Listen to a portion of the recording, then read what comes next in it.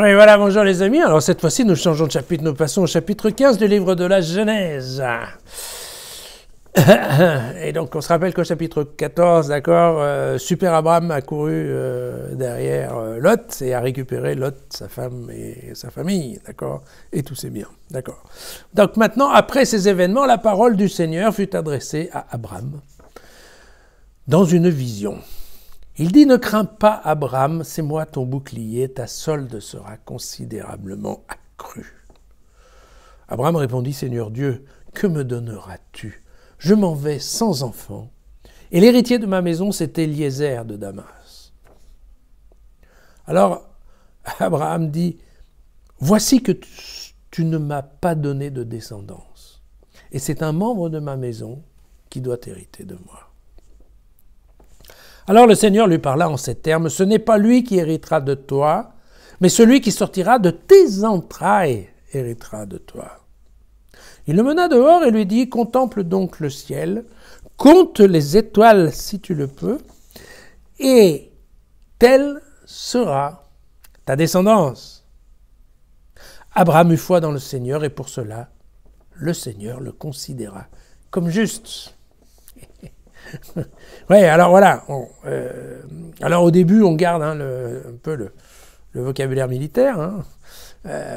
Et Dieu, quand même, quelque part, qui vient réconforter Abraham en lui disant, bah, écoute, tu as quand même bien fait de refuser quoi, tous les biens que te proposait le roi de Sodome.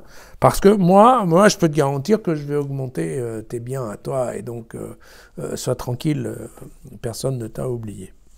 Et la réponse d'Abraham, elle est vraiment désespérée dans le sens où il insiste en disant, mais écoute, bon Dieu, tu peux me donner tout ce que tu veux, quoi. Le problème, c'est que ce que tu me donnes, ensuite, j'ai pas d'héritier. Alors, c'est perdu, quoi. Et il lui explique qu'en effet, parce que c'est comme ça que ça se passait, si quelqu'un meurt sans héritier, eh bien, c'est un des serviteurs ou le plus ancien des serviteurs de la maison qui va le récupérer.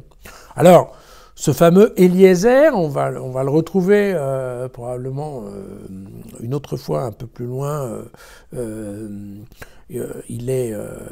D'abord, il faut savoir qu'en effet, lui, il était déjà dans la chasse pour récupérer Lot, parce que, vous voyez, on a dit que Lot avait pris, je ne sais pas si vous vous souvenez, mais dans l'autre passage, on a dit que qu'Abraham avait pris avec lui 318 guerriers. Or, 318... Vous savez que les Juifs adorent ça. On peut donner une pondération aux lettres des noms, et quand on donne la pondération habituelle au nom d'Eliezer, alors on tombe sur 318. Donc vous voyez que quand l'auteur de la Bible écrit 318 guerriers, ça veut dire que Eliezer, en fait, était avec Abraham. Mais ce fameux Eliezer, ça sera aussi, on va le retrouver ensuite dans l'épisode où Abraham va sacrifier son fils Isaac. Eh bien, Eliezer est là. Et puis, on va surtout le retrouver parce qu'il va être chargé par Abraham de chercher une femme pour son fils Isaac. Et c'est Abraham qui va négocier l'achat, entre guillemets, de Rebecca. Voilà. Donc Eliezer est en effet le plus ancien et le préféré, certainement, des serviteurs d'Abraham. Et donc Abraham dit à Dieu, écoute, tu peux me donner tout ce que tu veux, mais à la fin, tout ça, ça ne reste pas pour moi, ça va aller pour mon serviteur. Et alors c'est là où, bien évidemment, il y a, Dieu lui dit, bah, écoute, regarde, en fait, ne t'inquiète pas. Qui va hériter, c'est vraiment ton fils à toi, de tes tripes. Donc, je t'ai dit que tu allais avoir une descendance, mais ça va être ta descendance, ça va venir, t'inquiète pas. Hein. Et il lui dit même, regarde les étoiles, tu vois, t'as qu'à les compter, ça va être comme le nombre de ta descendance. Hein. On avait déjà eu droit au grain du sable, et là, maintenant, on est passé aux étoiles. Voilà, très clairement. Alors, c'est ça, en fait...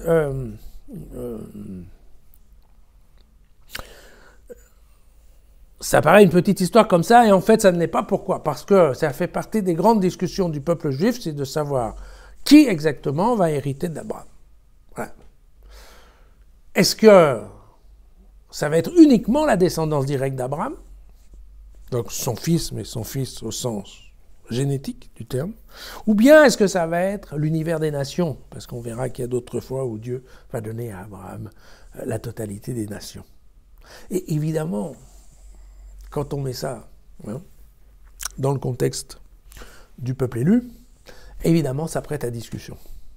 Et quand on met ça dans le contexte avec, évidemment, des Juifs qui reviennent de Babylone et qui viennent se réinstaller là où il y a déjà des autochtones, évidemment, ce genre, une fois de plus, ce genre de petit discours n'est pas tout à fait gratuit. Voilà. J'insiste sur le dernier verset de ce passage qui est « Abraham eut foi dans le Seigneur et pour cela le Seigneur le considéra comme juste ». Alors, c'est un verset qui à nous dit pas grand-chose. Il faut savoir juste que dans le vocabulaire biblique, être juste, ça n'a rien à voir avec la justice, d'accord ?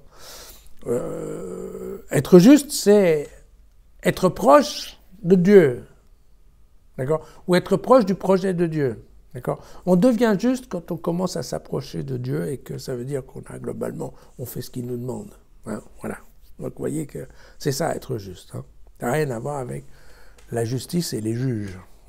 J'insiste. D'accord ? Et donc, alors, cette petite phrase-là, en fait, on va la retrouver assez souvent dans le Nouveau Testament. En particulier parce que Paul va s'en servir. On va retrouver ça dans l'Épître aux Romains et dans l'Épître aux Galates. D'accord ? Cette idée, en fait, quoi ? Que la foi, c'est la foi qui sauve. Voilà. Vous savez que c'est une des grandes discussions entre les protestants et les catholiques. L'idée, c'est de savoir, est-ce que c'est la foi qui sauve ou est-ce que c'est les œuvres qui sauvent ou est-ce que c'est la foi et les œuvres ? Voilà, une grande discussion. D'accord. Les protestants disant, non, attends, ce qu'il y a décrit ici, c'est que la foi, il ne nous parle pas des œuvres. Et puis, on verra que d'autres évangélistes, et puis Paul va s'en servir pas tout à fait autant, en disant, ouais, non, mais en fait, bon, attendez, c'est les œuvres.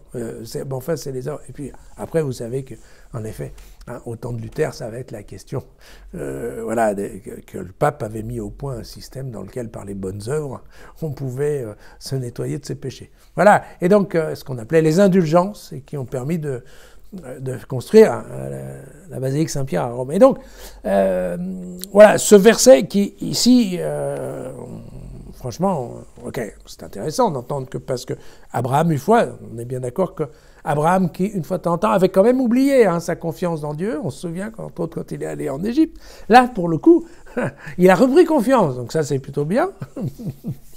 Et cette confiance, voilà, il y a un deal aussi qui est que Dieu, ok, si tu as foi en moi, alors à ce moment-là, moi je te considère comme juste, c'est-à-dire comme proche, en fait. Voilà. Donc, petite phrase tout simple, mais je peux vous garantir qu'elle a bien été récupérée, celle-là, et qu'elle a fait couler beaucoup d'encre. Voilà. À demain.